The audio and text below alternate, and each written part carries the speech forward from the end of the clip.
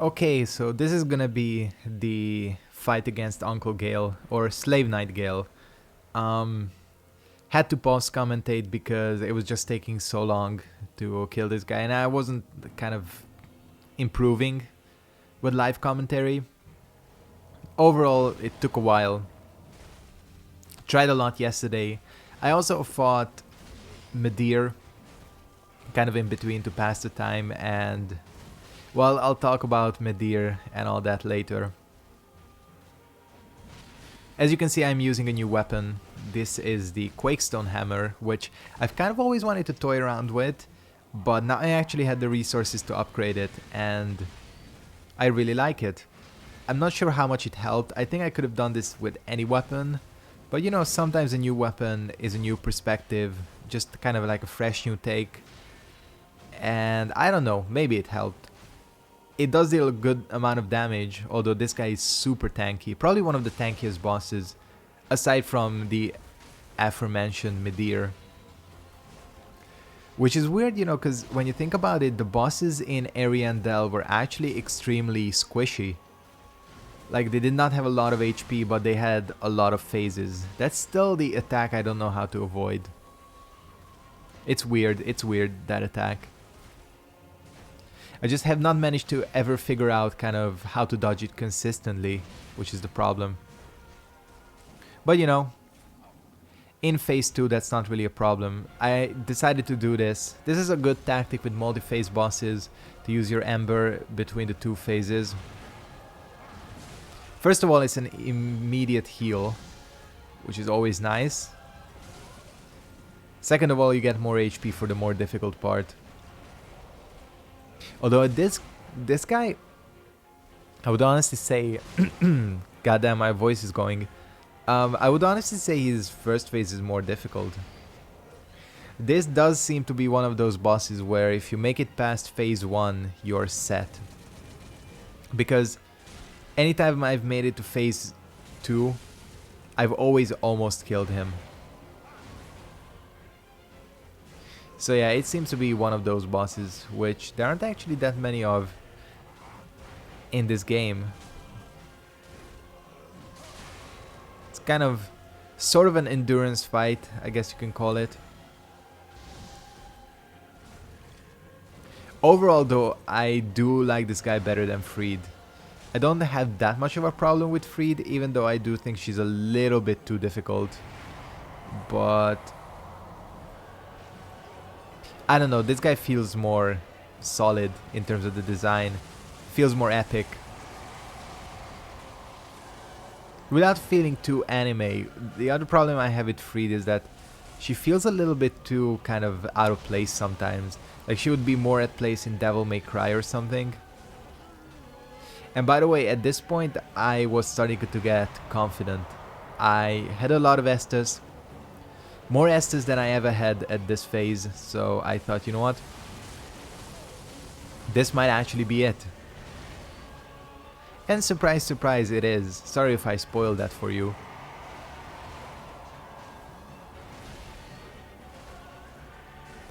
I think the damage does help, having like slightly okay damage against him, even though, as you can see, he still doesn't take a lot. Yeah, he can still punish you. This weapon is obviously not the fastest. Must be a fucking pain in the ass to kill this guy with faster weapons. I'm gonna get to him eventually on my Pyromancer. I just got into the Ringed City with that character, so I'll eventually get to him, and who knows. I'm using a raw Astoras in that with that character, so who knows?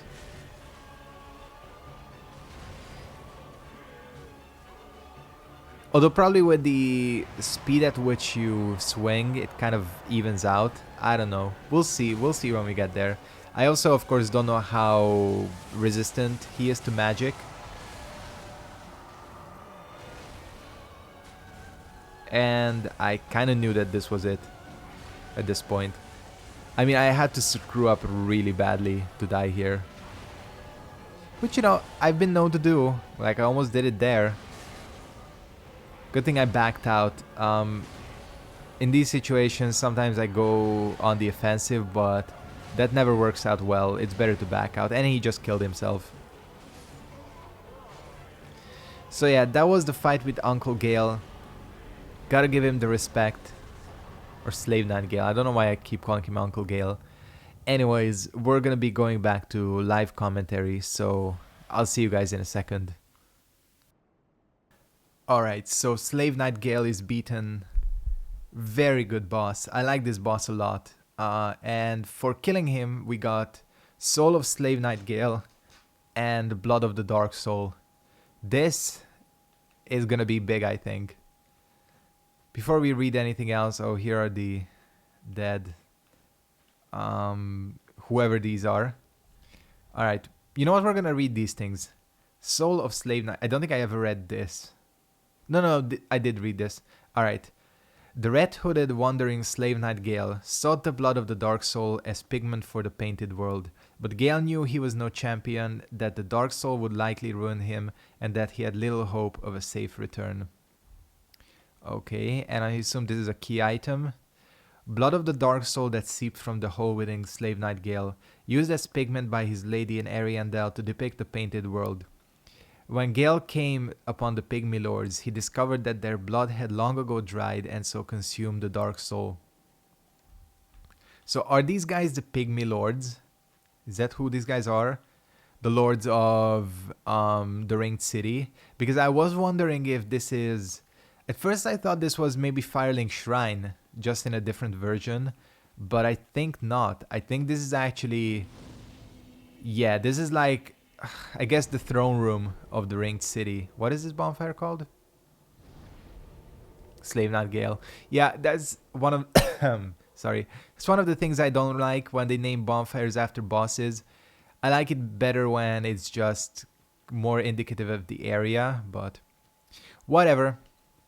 So yeah, that was a really, really cool boss fight. I will have, I think, a full review of the DLC later on, where I'll just give my thoughts and opinions on everything. But yeah, I'm liking this boss. I'm liking this boss a lot. I assume this is where we have to go. This is the only other landmark here. By the way, lore-wise, I think basically what happened, if I'm interpreting this correctly, is that Gale realized... Oh, this is where... Okay. That the only way to get the Dark Soul or get the pigment for the new world is to literally kill everyone else in the world. There must be a way up there, right? Or is this not something? This isn't anything. Oh, okay. It's weird because that sticks out so much. Maybe it's this way? There's definitely more stuff here. These buildings are here for a reason, I think. And it just sticks out too much, I think. So yeah, the only way to actually get the Dark Soul is to kill everyone else, I think. And that's what he did. It just took him basically enough time that the end of the world happened while he was doing it. Huh. This isn't anything. That's really weird because I thought... It's just weird because this building sticks out so much. I'm still kind of suspicious, to be honest with you. There seems to be no way to get up there. Which is fine, okay. So we have to take this back to the girl in Ariandel. Yeah, these guys are definitely the kings or whatever of the Ringed City. Let me know if I missed anything. Aside from the dragon, of course. I do know I missed... what's his name?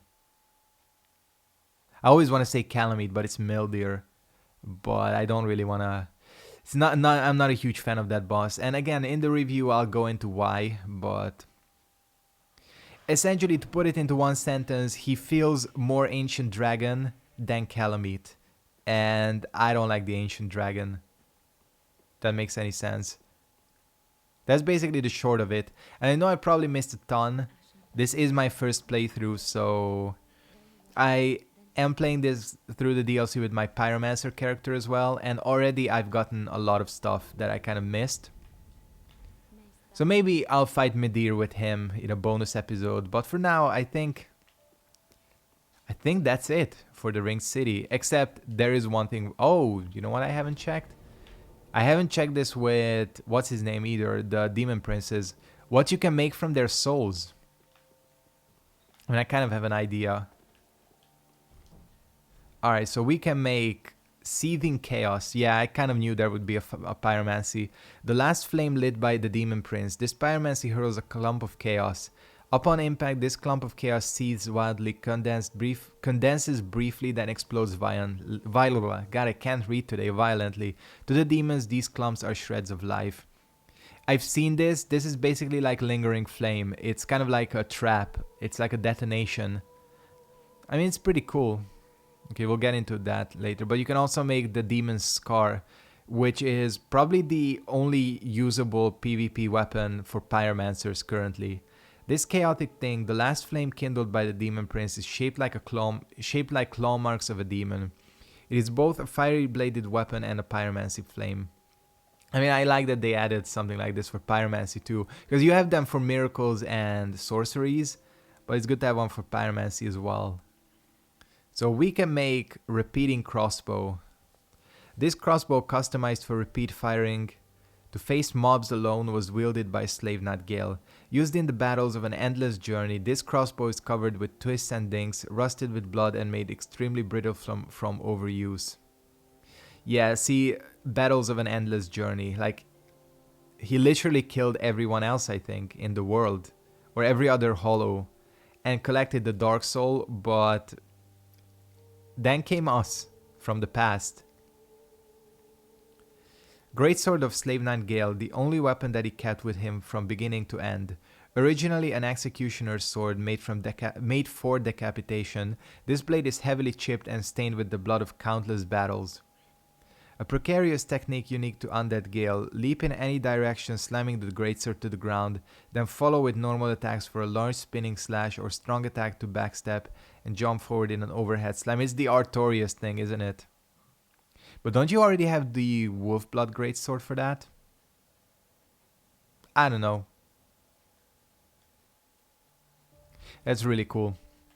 Cool stuff. Kind of nothing that I can use on this character. Maybe I can use Gale's sword. Actually, let me check. I mean, there's no point in not getting it, to be honest with you. Am I at the wrong... I've done this many times where I've gone to the wrong thing.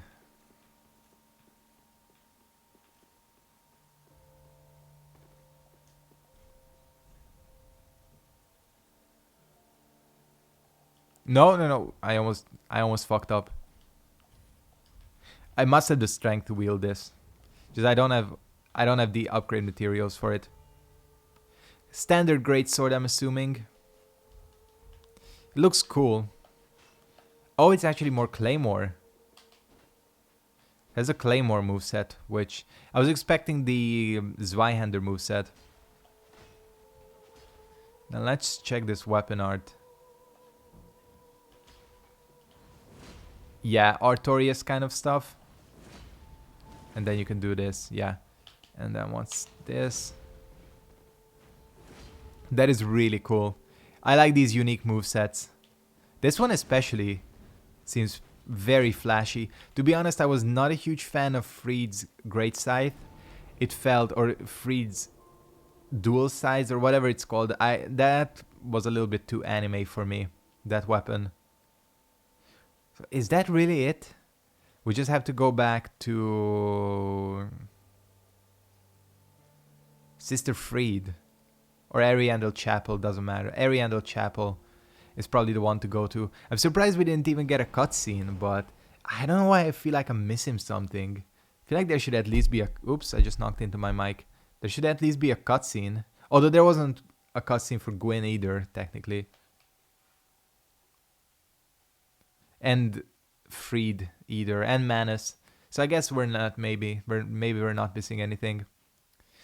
Anyways, I'm interested to see what happens. Maybe we get a cutscene here. Oh shit. Oh no, this happens. Yeah, this is not new. I don't know why I thought this was new. All right, paint your world.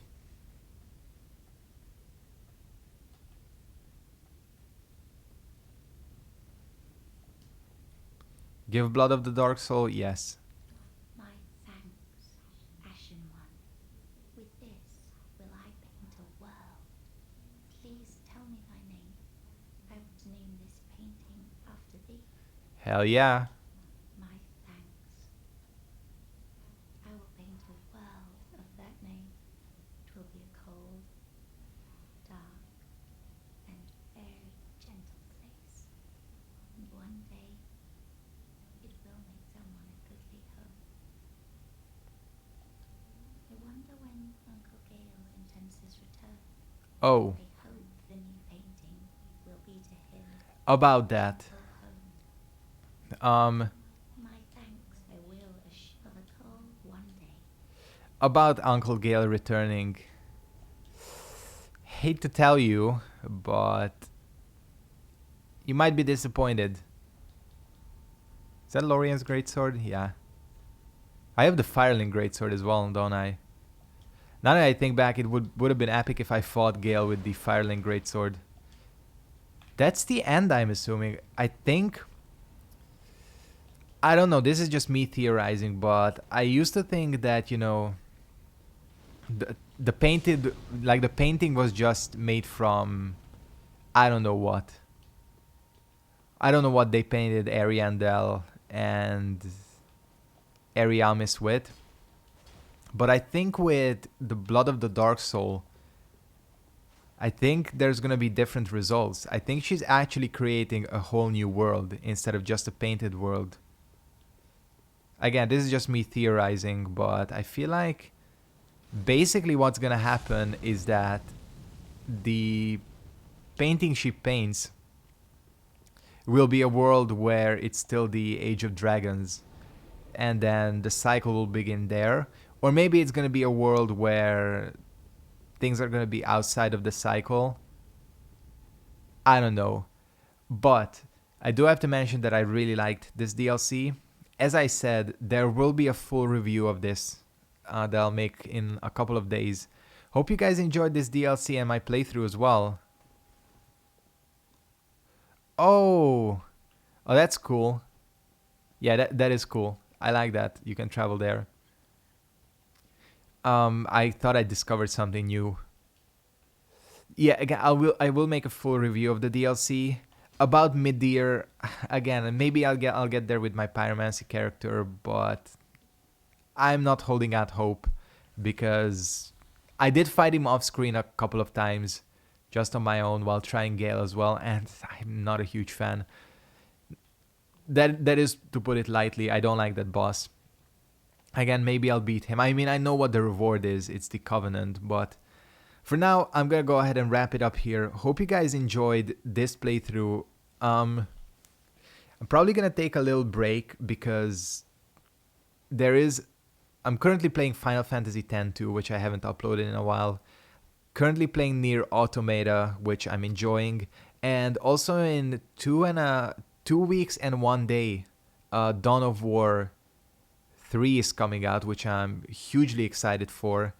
But if I'm finished with Nier Automata, I might start one of the ultimate guides that I have left. For now, I'm gonna end the episode here though. Thank you very much for watching. A review will be up. Hope you enjoyed, and goodbye.